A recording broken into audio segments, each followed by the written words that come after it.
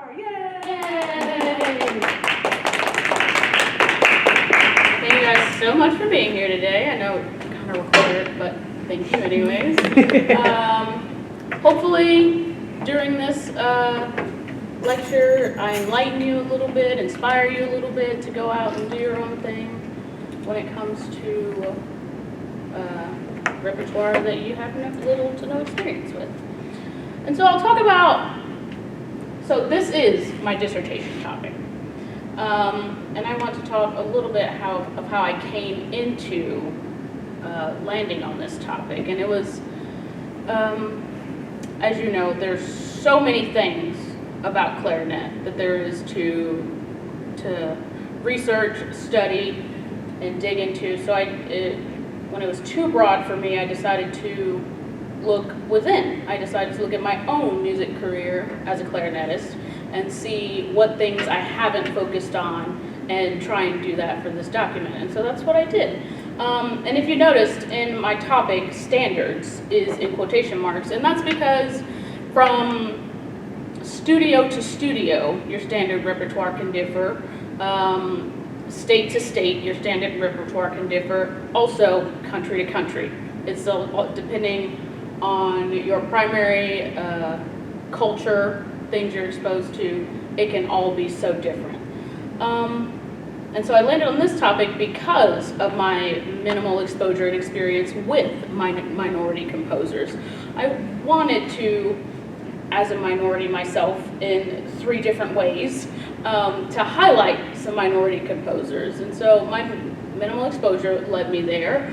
Also, my own, I'll take ownership in stating that it was personal, my own lack of personal effort to seek out minority works or anything away from the norm of your basic classical music. Like I'm a huge Brahms fan. I love early classical music. Like today I'm playing the Vidor Introduction and Rondo, one of my absolute favorite pieces that I've learned. And so I stayed there in my clarinet journey. So here I'm branching out, and also my love for chamber music. I also wanted to make sure that was a hot topic part of my document.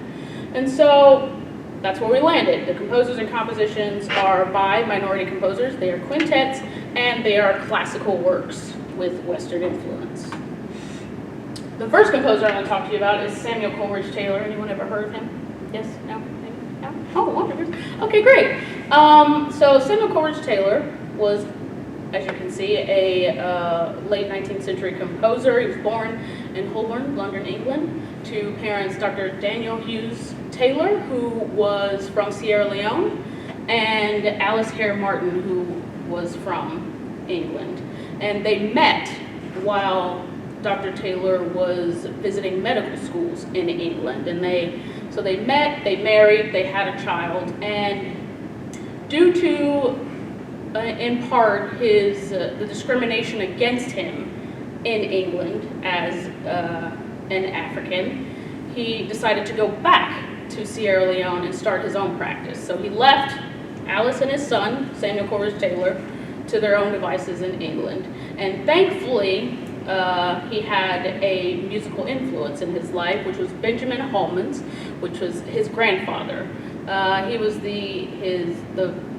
He gave him his first violin, was his first teacher of violin, until Colonel Herbert Walters came along and saw Coleridge-Taylor perform, got him involved in church. He sang as well, and also they talk about how he had a very good voice for a violin player. He was actually a very good musician all around, naturally talented. And in his career, well, thankfully, with the help of Colonel Walters, he was able to gain acceptance into the Royal College of Music, where he studied violin, piano, and then eventually composition. His primary composition teacher there was Sir Charles Villiers Stanford, and he became a lifelong mentor and friend to Coleridge-Taylor, so much so that majority of the things that he composed, he went to Stanford to get his take on it, his approval of it, and it was very important to him. So while he was at the Royal College of Music, he composed his quintet for clarinet and strings in F sharp minor. To talk a little bit more about his upbringing in England as someone of African descent.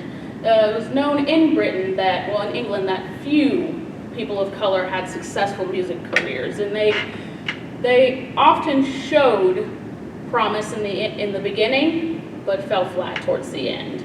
And I myself, in doing this research, I want to give a great deal of credit to that not happening with Coleridge-Taylor, to his patron, Colonel Herbert Walters. He got him very involved in music at an early age, and that led him to the Royal College of Music, which led him to opportunity after opportunity after opportunity, and that's how he became such a prolific composer.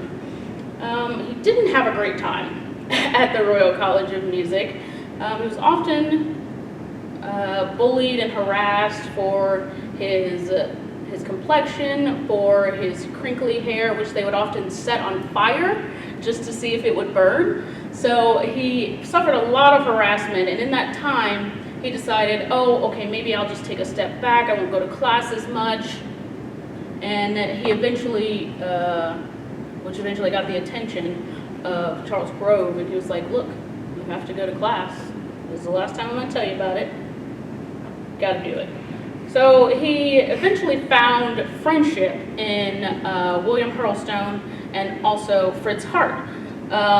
They were two of his very good friends while at the Royal College of Music, and you know, everyone needs their support system to get through these things. And as you can see, he also had a great deal of influence in America when he composed the Song of Hiawatha, which is a series of choral works based on African American folk songs. So he used that, and it actually gained more traction in America than it did in England, and that's in part due to the civil rights movement and everything going on in America. So much so that a choral society, Samuel Coleridge Choral Society, was founded in 1901 specifically to perform this piece. They felt so connected to it and really wanted to also showcase the abilities of African American singers, to show that they also have the talent to perform these high caliber works.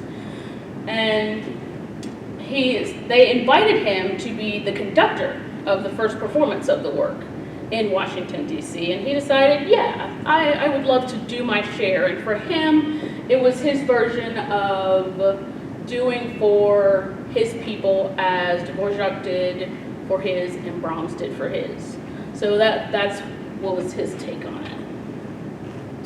Now, as I said, the quintet was composed while he was at the Royal College of Music in 1895. And how we got here is that his composition teacher, Charles Stanford, recently had heard a performance of Brahms's Clarinet Quintet. And in that performance, he was talking to his students. He was saying, you know, I bet it would be very hard to compose a clarinet quintet that had no Brahms influence in it whatsoever. And he was like, you know what, I challenge you all to write a clarinet quintet, and keep it clear of Brahms. And so Coleridge-Taylor wrote his clarinet quintet, and after Stanford heard it, he said, "You've done it, me boy." He was so excited about it. And other than a performance by Joseph Joachim in 1897, the quintet remained fairly unknown, relatively unknown, until Coleridge-Taylor's death in 1912. And then it was eventually published in 1947. So that's a long time for a work to go unnoticed. And now, even today, the work is still gaining more traction. I think at least the most recent recording of it that I have seen is with Anthony McGill and the Pacifica Quartet, which is a very good recording. Like, I think you should definitely listen to it if you have the time. So, Coleridge-Taylor, as I said, was a very prolific composer in England. So much so that this review was written about him in 1895, after the composition, his Clarinet Quintet, was composed. And they said, to do justice to this work, we deliberately use a different standard from that by which pupils' compositions are generally judged. There is little or nothing in Mr. Coleridge-Taylor's quintet to betray the fact that he is still pupillars. He is indeed an achievement, not merely a promise. Mr. Taylor's themes are his own and very interesting, the majority are, while the skill with which he handles the different forms, the freedom, and the artistic balance of his part writing are even more, excuse me, the variety and originality of his rhythms are quite remarkable in one so young. Nor are the higher qualities of imagination and emotion wanting, without which mere cleverness counts for but little. So, as the young student he was already regarded as someone to be on the lookout for. And I think, well, I'll probably put together some additional things if you guys are interested about Samuel Coleridge-Taylor and his life and the achievements he made. If you're interested, I'd love to share that with you guys. The second Clarinet Quintet I wrote about is by Dr. Joyce Solomon Moorman. She was born in Tuskegee, Alabama, and spent the majority of her childhood in Columbia, South Carolina. She had a very early interest in classical music. She remembers as a child she would listen to classical music on the radio. And she took a specific interest in piano. She asked her parents if she could take piano lessons, and they were like, yeah, sure, of course. So she took lessons from a local high school teacher. And they didn't have a piano of their own, but they did have a neighbor who had a piano. So she would practice on her neighbor's piano and then go have lessons with her teacher. Although she did study piano, in high school her parents decided that they wanted her to have a more well-rounded education, so they got her involved in band in high school. So not until she got to high school did she join band, and she wanted to play flute, but by the time they got to her, and it was her chance to decide, they were out of flutes. So she chose the clarinet instead. So, clarinet player. She went to Vassar College for her Bachelor of Arts. She would actually spend time practicing piano in her dorm room at Vassar College, so much so, and was so good at it that someone passing in the hallway stopped by and they were like, hey, you should take lessons. And of course, lessons cost extra money. And so that was a big deal for her. But the next year, she auditioned and received a scholarship to take piano lessons. So she started then. And so she graduated with a Bachelor of Fine Arts with a concentration in piano performance. But she decided, you know what, I am a nervous performer, and it is much more exciting to sit in the audience and have someone listen to something I've written than to be up there performing something myself. So she went to Rutgers University and got her master's in composition, studying with Robert Mays, and then on to get her Doctor of Education, also in composition at Sarah Lawrence College under the composition teacher Meyer Kupferman. Now, both of those composition instructors were heavily grounded in 12-tone. They both enjoyed composing for it and would do it often, so much so that Meyer Kupferman actually has a book on writing 12-tone music in his very own style, which we'll talk about in a bit here. So Dr. Moorman had well, in our interview, we talked about some of the adversity she faced as an African-American woman in the music field. Unfortunately, I was not able to include any of it in my document because the people it involved are still active music teachers, and so she didn't want to have that published anywhere. But to hear her talk about it and to see that she was still able to get done what she wanted to get done in terms of her composition career and her education was still very inspiring to me.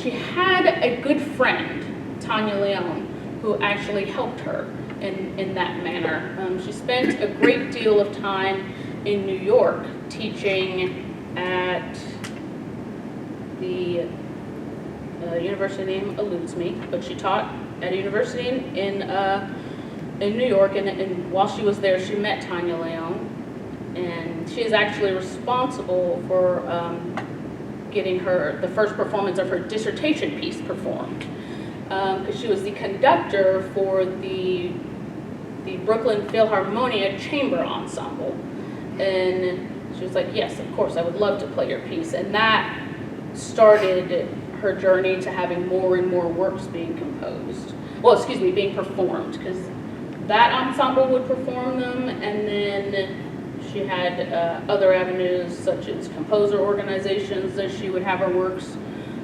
performed and published through as well. And her composition inspiration, she told me, lied with things she's experienced, things in nature, such as, the weather. Like she has one piece written from the inspiration of a snowy day. And also people were a great inspiration for her when it comes to her composition. So her Clarinet Quintet, which is a 12-tone work, was written about someone in her life. And when I asked her what the inspiration was for this work, and she was like, oh, it's inspired by someone I knew. That's all she gave me. Which I would have probed her for more, but she didn't. So this work was inspired by someone she knew in her previously. Meyer Kupferman, his composition style was the inspiration for how this piece came together as well. The tone rows of this work will appear in any order, but they always appear in full. So one row can appear, and then 5 rows later, that row might come back before the full cycle of the 12 rows is complete. It's a very, very short work, about 6 minutes in length, but it is not short of its difficulties. The rhythm changes, the time signature changes, which sometimes occur from measure to measure, and there are also some extended techniques within the work. It's unpublished, but I am working with her and speaking with her actually pretty often when I can, and when I find a publisher that might work for her, I'll send it to her. The most recent one didn't work out, but we're going to keep trying. The last composer is James Lee III. He was born in St. Joseph, Michigan, and he didn't have very much interest in music in his young age. In fact, he told me a story of in 5th grade, when they would go to music class, he would actually be the one that was disruptive in class because he had no interest in it until he heard Bach's Little Fugue in G minor. What a piece to turn the tides. Because myself, I was not very interested in Bach in my early age. So for that to be the work that changed his mind about music was great. His parents encouraged him to take piano lessons, and at the time he was like, no, I want to take some other kind of music lesson, like guitar. But his parents really wanted piano, and he thought that piano was an instrument for girls, and so he didn't want to do that. But it turns out he was very proficient at the piano, gained skills very quickly. He said he was passing off pieces that his teacher gave him like one a week. He was getting through them. And he became very involved in church with his playing. He's a Seventh-day Adventist, and so he spent a lot of his time performing in church. He went to the University of Michigan for all three of his degrees, which is very unheard of for most people, but that's where he stayed. He got his Bachelor of Arts in piano, and he, like Dr. Moorman, decided he would much rather hear his works performed than be the performer, so he switched to composition and got his master's and doctorate in composition. So for him, his compositional inspiration lied with his early church influence. So he very much enjoyed Messiaen's Quartet for the End of Time and how he used stories from the Bible within his work. And so that is where he started with his composition journey. He composed things that from the influence of Liszt and Chopin and from other early composers, rather than using racial topics. 'Cause for him, using a racial topic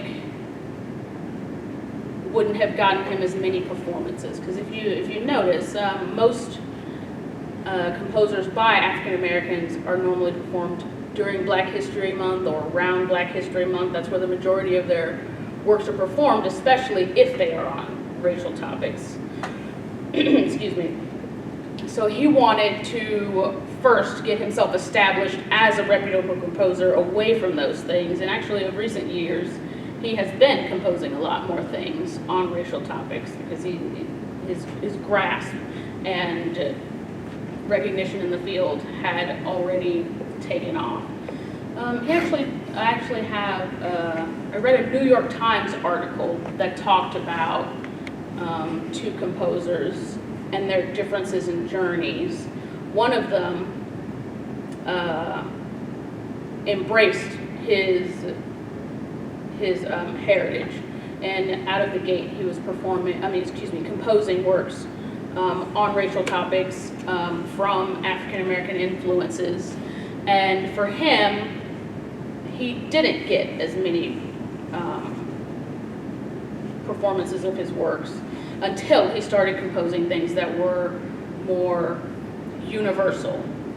And then there was another composer who did as Dr. Lee did, and first composed from earlier influences rather than embracing his ethnicity in his works, because he didn't want to be labeled the Black composer, which is a wild thing to want to avoid. And that's another reason I decided on this topic, because works, just because they are minority composers doesn't mean that their works themselves do not have an intrinsic value. The works themselves stand alone, away from who the composer is and who they identify as. And so I wanted to take these works and have them highlight them and the composers as well. So his Quintet for Clarinet and String Quartet was composed in 2018, and the work was originally composed for I think it was a commission. That's at a loss for me too, but maybe a commission for another clarinet and string quartet group, and they actually never got around to playing the work, and so it went unplayed for many years until Anthony McGill and the Pacifica Quartet performed the work. There's also a recording of this work that they did. And it started off as an interesting journey.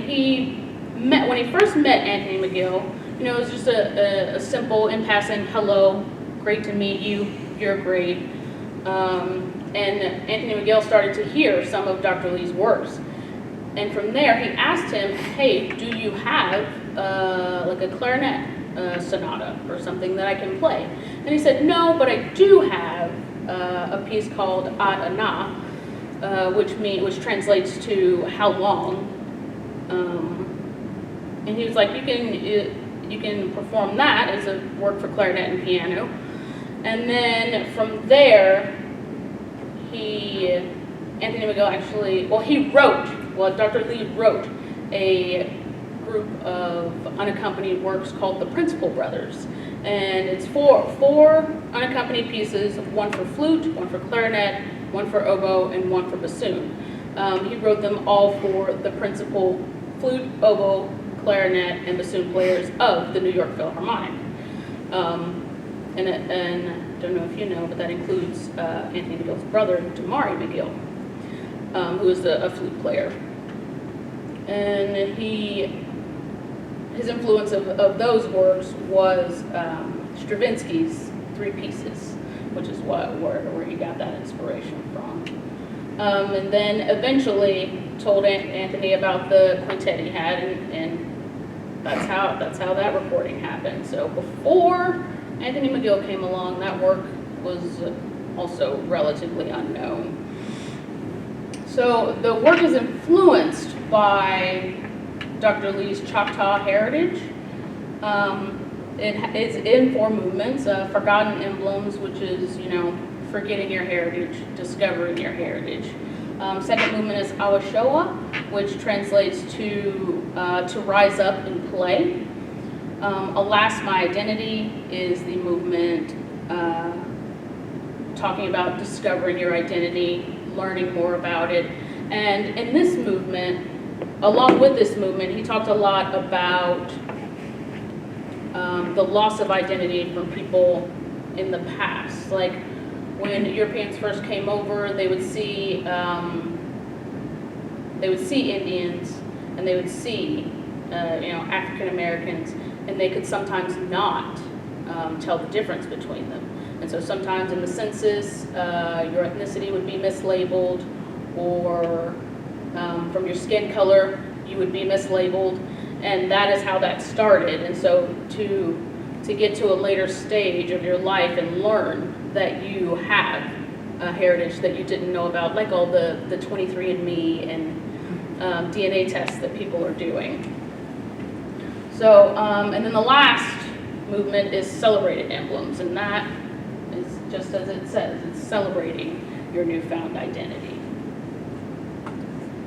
So, in all of that, in writing this document, my hope is that I can inspire other people to go out, do your own research, have a thirst for knowledge when it comes to discovering works or even genres that you aren't familiar with. Because it's playing works, or your music preferences all have biases. Like when it comes to the music that you listen to or you don't listen to, you have either identified or unidentified bias towards the music you don't listen to, or the works you don't perform. And so it's good to look internally and say, why do I not want to do those things? And so I encourage you to go out and listen to some music that you may have heard before, either classical or non-classical, that you may not have liked the first time, and I can almost guarantee that you will find something about it that you enjoy. Because I myself have not always enjoyed 12-tone music, but when I started listening to Dr. Moorman's Clarinet Quintet, studying the intricacies of it, how the rows come together and everything, it gives me a greater appreciation for her work. again, as a standalone work, its intrinsic value. So I encourage you to go out and do some searching of your own.